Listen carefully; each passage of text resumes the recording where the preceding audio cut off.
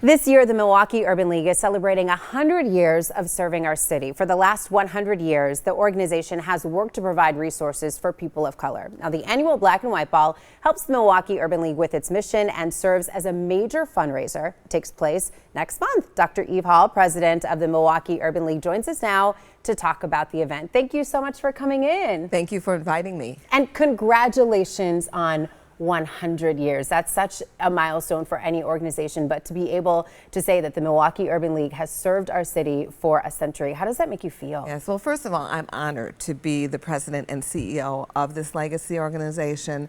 And secondly, it was such an important, and still is, organization in terms of serving especially the African American community.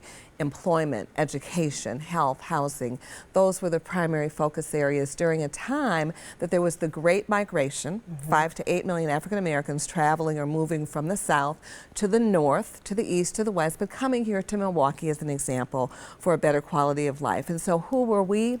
The Urban League served as the connector with the employers, advocating to employers that they should hire African Americans, working with our community around training, development, support, helping entrepreneurs who wanted to start businesses. So we were all about developing economic strength, quality living for African Americans that were moving here to Milwaukee, and even that were living in Milwaukee prior to. And 100 years later, why is it so important that the Milwaukee Urban League is still serving our city? So what I tell people so often is, when we were started, it was during a time when there were restrictions. It was a time of no.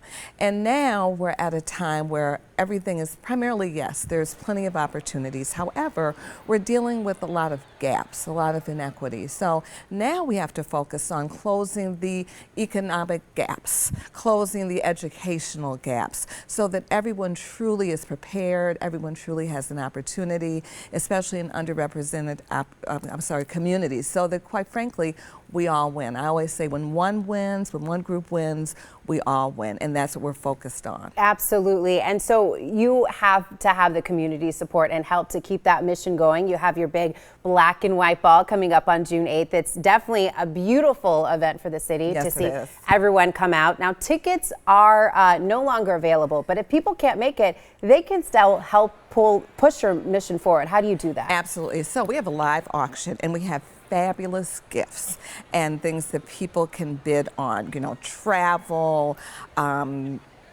just nice gift items primarily, and then they can go online because you can always donate to our cause.